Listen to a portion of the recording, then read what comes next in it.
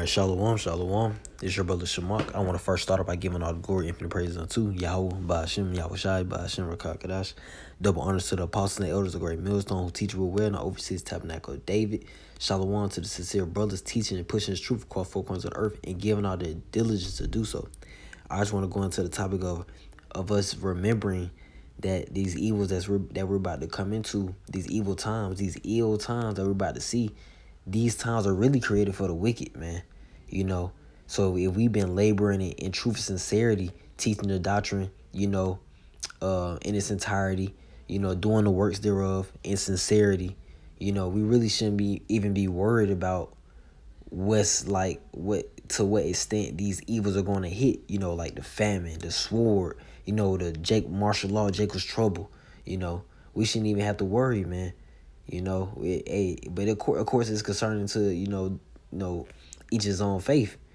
We shouldn't even have to worry, man, because really those times are created for the wicked. Our time is really for that hour of temptation. All right. But this is just dive straight into it. This is Sirach chapter 40, verse 9. It says, death and bloodshed, strife and sword, calamities, famine, tribulation, and the scourge. These things are created for the wicked, and for their sakes came the flood. See, for their sakes, he had to destroy them, man.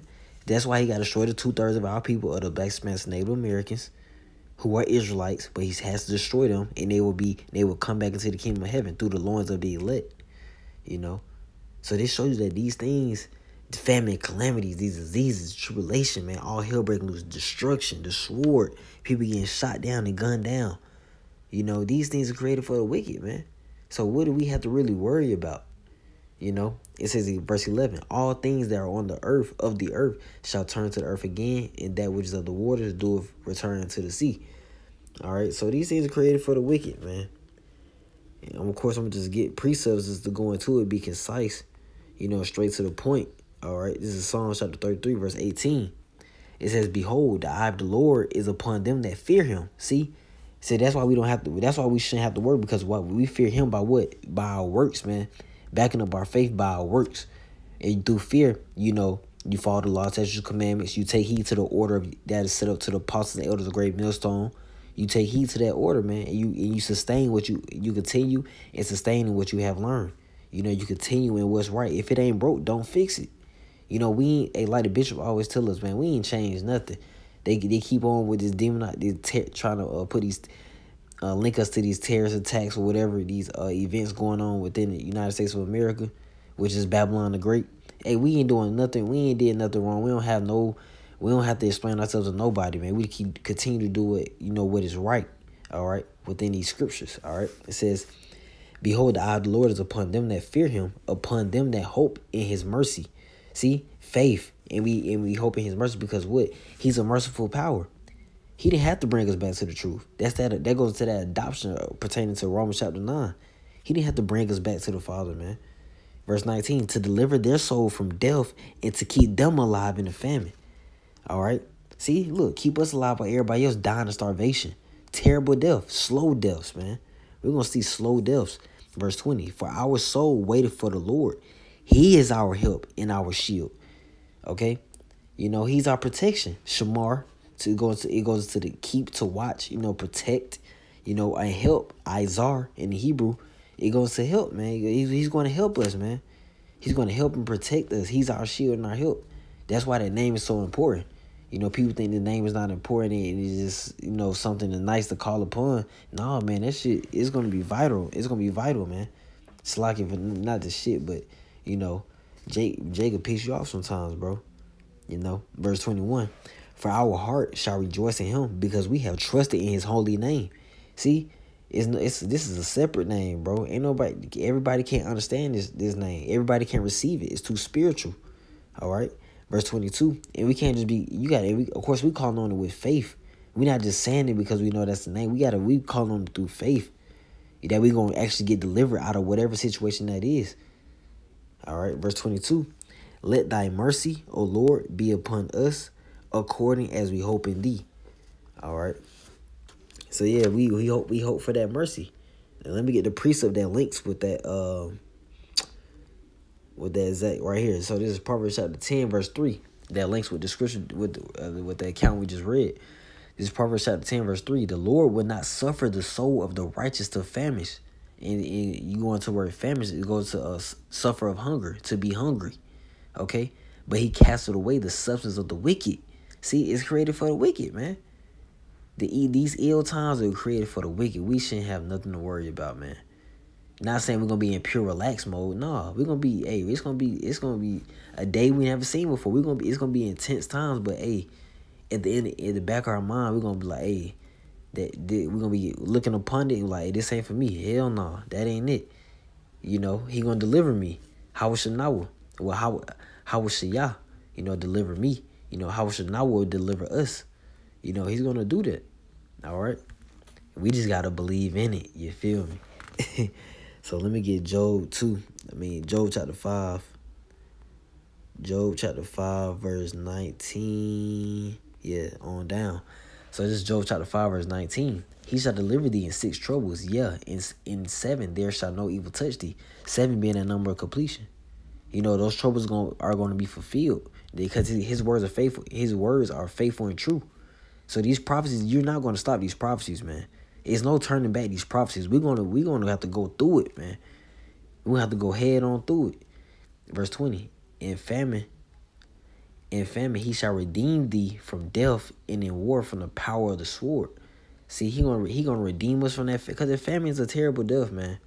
All right, and in the power of the sword, when Esau, the so-called white man, coming down on us hard as hell, breaking into houses, blowing shit up, shooting shit up, airing it out. He's gonna deliver us from the power of the sword. Okay, all right, simple as that. We don't need to know how. We don't need to know that, bro. People always asking, how you gonna man, have faith and pray. You know, people always want to scoff and talk shit. You're not gonna be talking shit once you see that power. Know that, man. Take notes. Verse 21. Thou shalt be hid from the scourge of the tongue, neither shalt thou be afraid of destruction when it cometh. That's why we shouldn't even be afraid, because it's created for the wicked, man. We shouldn't even be afraid because it's created for the wicked. All right, it says, verse 22, at destruction and famine thou shalt laugh, neither shalt thou be afraid of the beasts of the earth. See, we're going to be seeing all types of stuff, and we're going to be in chill mode, man. Not totally chill mode, but in that time it's going to be in a concordance as in chill mode, man. You can relate that to chill mode. All right, verse 23 says, for thou shalt be in a league with the stones of the field, and the beasts of the field shall be at peace with thee. Because it's going to be crazy wild beasts going on from the sea and on land, destroying people, man, giving them their judgment, painful deaths. You know, and if we do suffer death, it's going to be where is death thy sting, as it spoke about with Psalms. It's going to be a quick death. We ain't even going to feel it, bro. Them deaths that people should really fear, bro. Them slow, painful deaths. He going to let Yahweh Shemi outside, the Heavenly Father and the Son, gotta let you get all that, man. You know, he got to let you get all of it. All right. Now I want to get one more to close it out with Esther. I'm basically being delivered, man. Let me it's not on the I'm about to read it out of my apocrypha. Let me get this out the book of Judith. All right, so this is Esther with the additions of Esther. Chapter 13, verse 15. And it reads, and now, O Lord, Yahweh Shemi Shai, and King, spare thy people, for their eyes are upon us to bring us to naught. Yeah, they desire to destroy the inheritance that have been thine from the beginning. See, we've been his inheritance from the beginning. This is history. Abraham, Isaac, and Jacob. This is proper to our forefathers. This is a bloodline, man, from the beginning. Verse 16.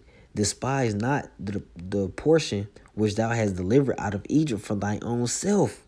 See, he's not going to despise his portion.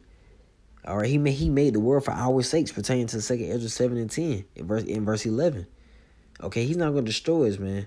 It may seem like, that a hell of folks are dying, but you still got the elect 144,000 of sincere believers, and you got the 1/3, okay, which will believe also. And those people that it could be your family members, friends, or whoever may be with you in that day that be maybe around you, that you may heal, did miracles for, to deliver them out of their situations through the power of Yahweh Shem Yahushua.